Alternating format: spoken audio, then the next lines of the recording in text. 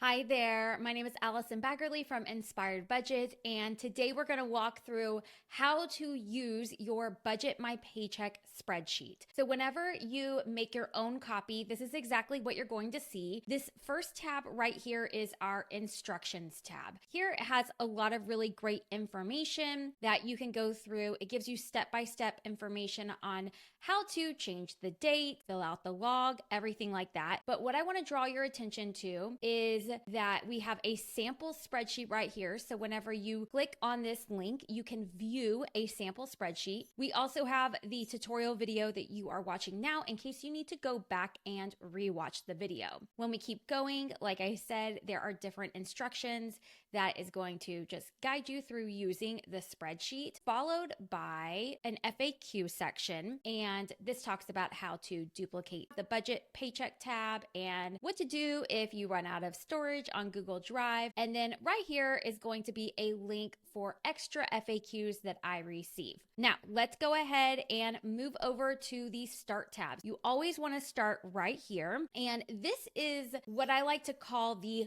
hub of the Budget My Paycheck spreadsheet. When it comes to doing a lot of the work and putting in your different budget categories, it's going to start here. You can list your income under here. So anything in white, you can edit essentially. So I have paycheck number 1, paycheck number 2. If you have some sort of business income, side hustle, maybe you have a part-time job, you can edit here, and everything that you edit under these sections is going to update all the other tabs. So we have our income. This is where you're going to list out the different income you have. If you have 2 people, you can put the person's name. Like I might write Allison's paycheck and Matt's paycheck. So make it your own. Fixed expenses are expenses that typically stay the same every single month. I have a list right here. You can change them. You can add more to them. Maybe you have a home security system. You can add it right here under fixed expenses. Variable expenses, on the other hand, these are the expenses that will change, such as electricity, water, and trash.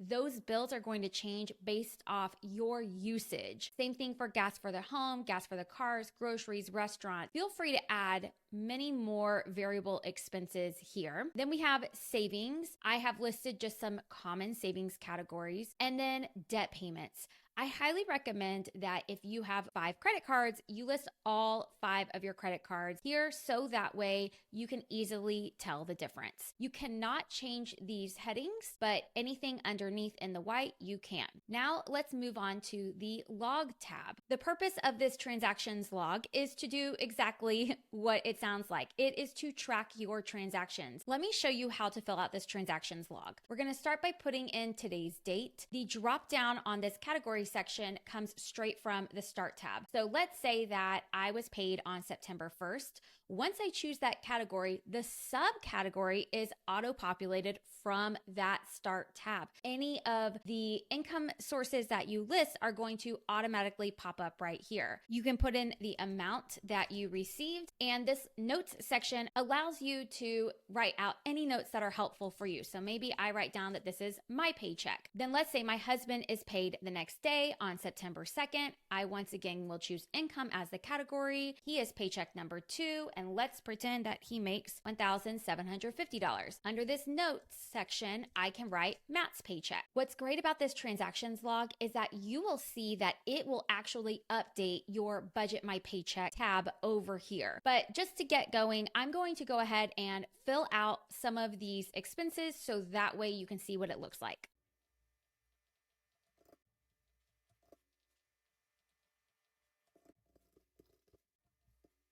Okay, you see that I have filled out this log just with some sample transactions. What I highly recommend that you do is once a day, just take 5 minutes to update this. That way you stay on track. And you're going to see why filling out this log is so important because it directly impacts your budget spreadsheet. Speaking of which, let's move on to the Budget My Paycheck tab. Now, this tab is so wonderful. Starting over here in the left-hand area, you're going to see that you can choose the start date date and the end date. I'm a firm believer in budgeting for each paycheck. So if I was paid on September 1st and I'm paid again on September 15th, I would choose for this budget to start on September 1st and end on September 14th. You can change these dates by just clicking here. You can also change the currency. Then we come down to the cash flow summary. Anything that is shaded blue, we are not going to touch. All of this has formulas and will be automatically populated for us. Any cells that are white and are not shaded in, that's what we can edit. Let's say that on September 1st, I ended up having $250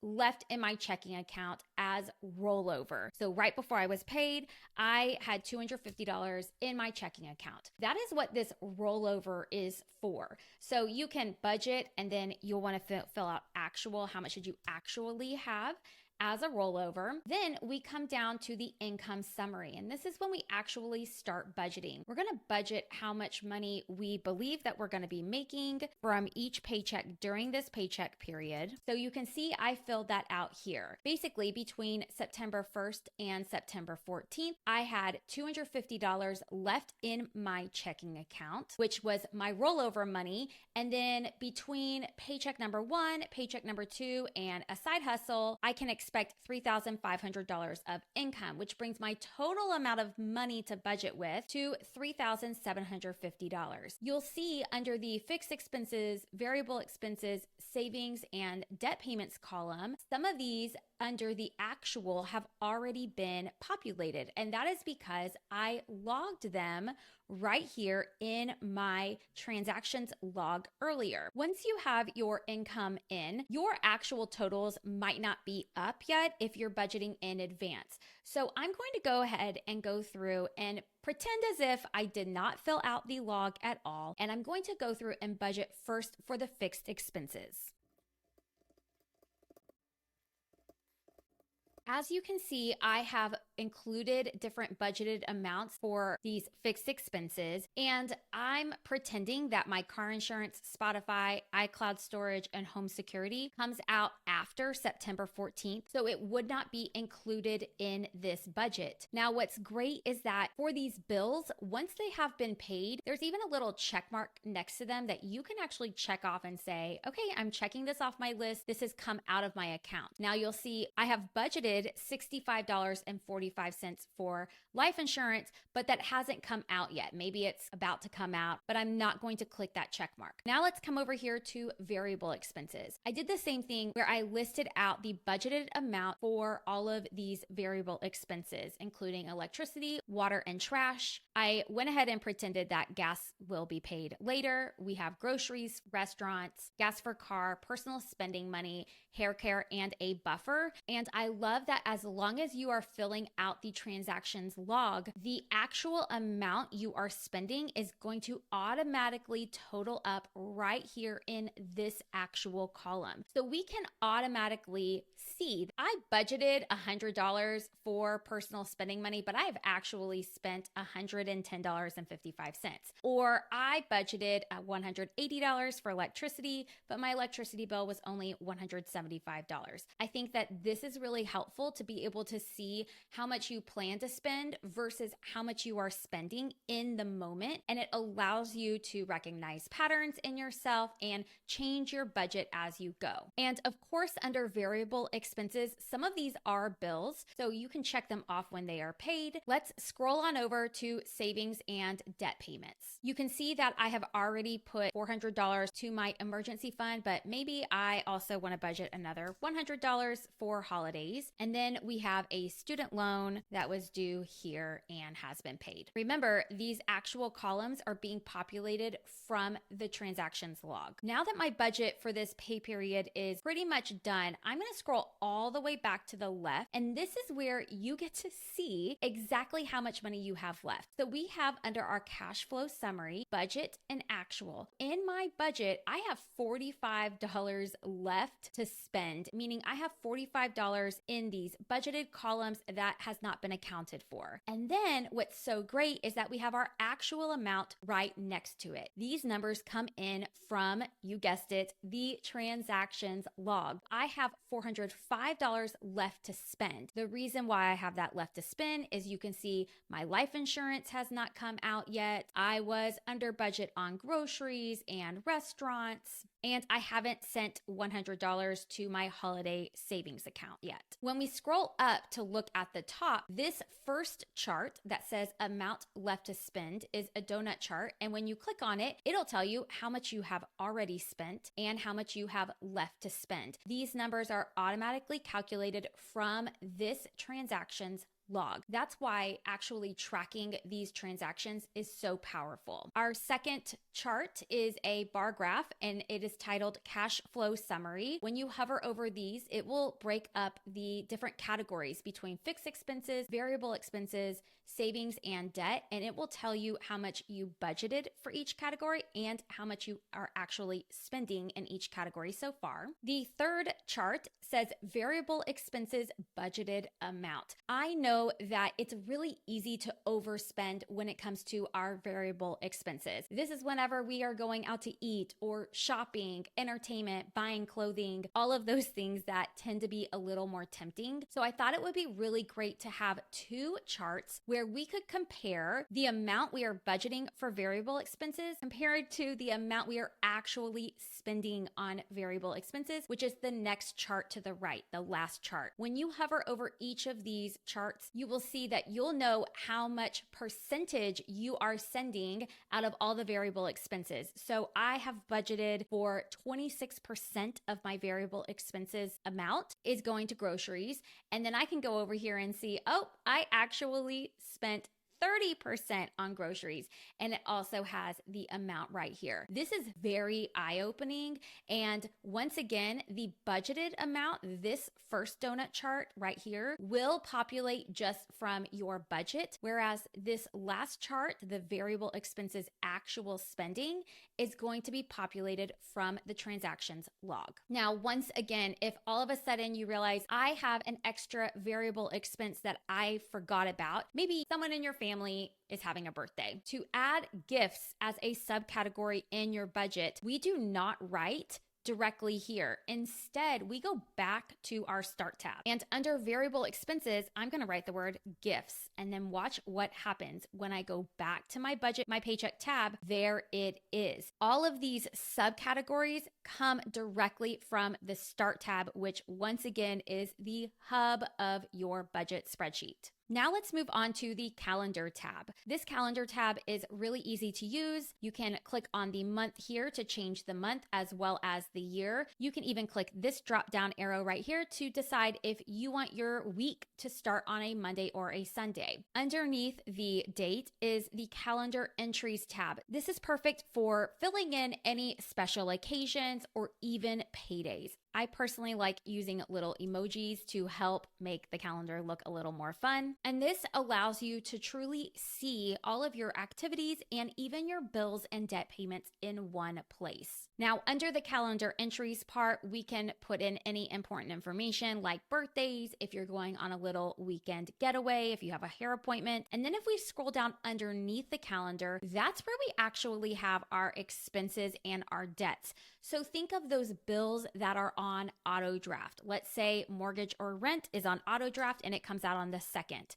We will click the little drop down arrow, choose it, and write the due date, and then watch what happens. We go all the way up to the 2nd, and there it is, automatically on our calendar. I'm going to take a moment to just add in some fun calendar entries right here so you can see what it looks like. You can see that I've added different calendar entries such as a hair appointment. My mom's birthday is on September 19th.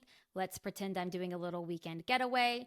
And then I'm going to go down and now add in the different expenses and when they are going to be automatically paid. And you can even write the due dates for your different debts. Let's do that now. Okay, I have added in different expenses and when they are due, those bills as well as debts, and you can see that they are all automatically applied to our calendar. When the month is over, you can either change this month and move on to October, or you can come down to the calendar tab at the bottom, right click, and then click the word duplicate, and that will actually make a copy of the calendar, and you can rename it to whatever you want. Maybe the next month is October and you just want to put the word October there. Let's move on to our subscription tracker. Now, the purpose of this tab is to manage and get a really good idea of the different subscriptions that you have signed up for so they don't sneak up on you. Once again, anything that is in white, you can edit. Anything that is shaded is going to automatically populate on its own. Over here on the far left, we have a column that says subscription overview, and this is where you can actually choose your own categories. I have some different examples here, including entertainment, cloud storage, security, productivity,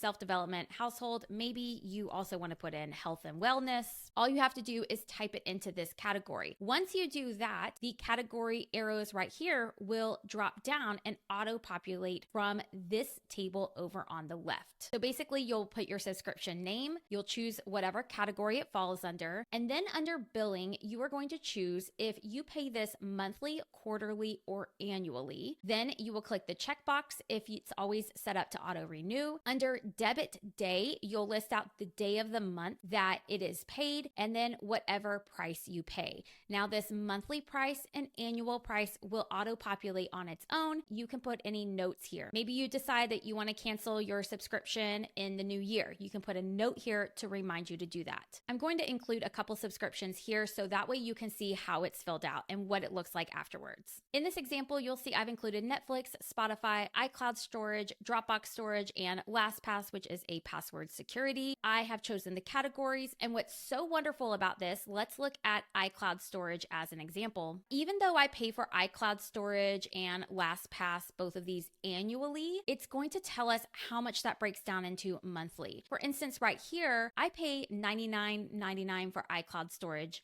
annually, and that comes out to $8.33 a month. It gives you a good idea of how much monthly on average you are paying for subscriptions. Then, of course, when we come all the way to the left, monthly subscriptions in this green box is going to tell us exactly how much we are paying, because I think that this might be eye-opening when you list them all out. One woman said that she did not realize she had 2 Netflix subscriptions that she had been paying for years. So there you have it. This is exactly how to use the Budget My Paycheck spreadsheet. Don't forget, we have our instructions here with a link to the tutorial video, sample spreadsheet, and more frequently asked questions. Our Start tab is the hub of this entire resource where you are going to list out your individual expenses. The log gives you an opportunity to track all of your transactions, and it'll be really eye-opening to see that compared to your budgeted amount. The Budget My Paycheck tab allows you to change the date and track your budget. If you wanted to set up a new budget, you can either come down to the Budget My Paycheck tab, right-click the tab, and then click